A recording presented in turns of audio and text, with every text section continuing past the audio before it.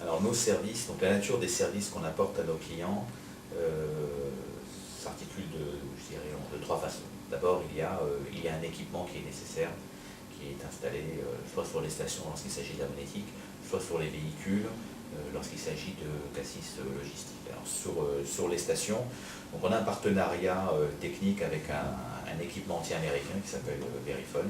Donc aujourd'hui on en est à la génération de ce type de terminal. D'accord. Sa particularité, c'est qu'il est plutôt bien conçu, il répond bien aux aspirations d'aujourd'hui, de ce qu'on pourrait avoir besoin demain à court terme sur 2 ans.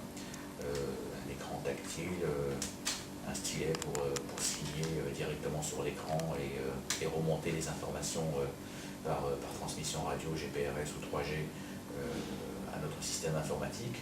Un socle plutôt adapté et une capacité à accepter les outils de paiement, les modes de paiement qui se présentent et qui sont dans la tendance aujourd'hui. Je pense en particulier d'une part aux cartes contact, hein, les cartes à puce qui se mettent, ça tout le monde connaît, d'accord. Donc on maîtrise ces technologies, et puis les technologies qui sont, j'allais dire, d'avant-garde ici, mais qui vont arriver, c'est celle du NFC, où effectivement avec un téléphone, à ce moment-là on le passe au-dessus de l'écran, puis ça fait la transaction selon les normes, et ça permet effectivement d'accélérer le temps de traitement d'une transaction d'achat de carburant sur la station. Donc on réduit en fait le temps sur la piste pour l'achat du carburant. Ça ne veut pas dire pour autant qu'on réduit la présence du client sur la station, parce que ce temps, il va pouvoir le consommer, par exemple sur la boutique ou sur l'aire de repos, ou sur les services qui sont proposés à la station, pour effectivement l'accompagner dans son trajet. On est vraiment dans une logique d'accompagner le client dans le monde du transport. Donc au niveau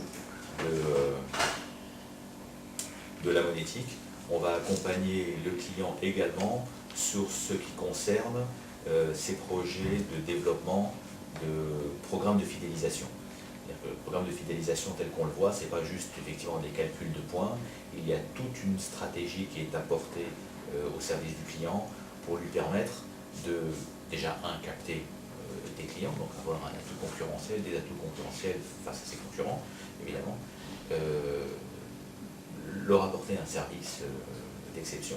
Donc s'ils partent sur des cartes prépayées notamment, donc naturellement il faut un service d'exception. Et après, dans son exploitation au quotidien, dans son usage au quotidien, lui apporter des services qui vont l'entretenir chez vous, qui vont maintenir cette relation et qui vont en faire un ambassadeur commercial auprès d'autres clients. Donc il y a toute une stratégie, un ensemble c'est un package en fait qui est proposé aux pétroliers pour les aider dans cette logique. Donc ça c'est tout ce qui concerne le niveau de la monétique, avec bien sûr des informations via internet pour les usagers sur leur solde, etc., de l'activité de leur carburant. Ensuite, au niveau de la logistique, donc c'est l'autre plateforme, c'est Cassis Logistique. Cette plateforme va permettre, en fait, dans un premier temps, dans le pôle B2B, donc pour les professionnels, de gérer leurs véhicules, leur flotte de camions. Comment ça se présente? Donc il y a un équipement GPS qui est installé sur le véhicule. Cet équipement GPS, il va communiquer avec le véhicule via les protocoles on-board, les OBD.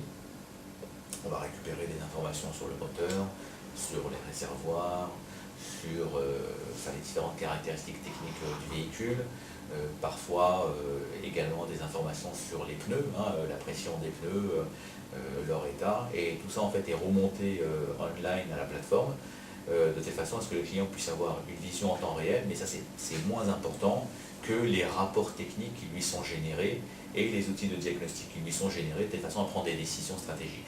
Je maintiens le véhicule, je l'envoie au garage, est-ce qu'il est rentable, est-ce que le trajet est rentable, est-ce qu'il faut changer de chauffeur, est-ce qu'il faut changer de véhicule, etc. Donc c'est vraiment un accompagnement technique qui se fait au quotidien avec eux, de telle façon à ce qu'effectivement on fasse la distinction, la différence avec des solutions concurrentes. Maintenant, l'équipement, la partie logicielle, s'accompagne d'un service personnalisé qu'on dessine avec le client lui-même. Certains clients ont en interne un service logistique parfaitement capable d'exploiter les données qu'on leur remet, d'anticiper, de prendre leurs décisions. D'autres structures plus petites ont besoin d'un accompagnement et dans ce cas-là, on leur propose effectivement une externalisation et nous avons des opérateurs qui sont là, donc, qui accompagnent les clients au quotidien sur le fleet management de leur entreprise. Dans la pratique, ce qu'on constate, c'est que bien souvent, nous commençons avec les équipements, la plateforme et un embryon de service, et progressivement, les clients testent et ajoutent des services jusqu'à un moment où effectivement on a une imbrication entre notre entreprise et eux pour la gestion de la flotte de véhicules et son exploitation.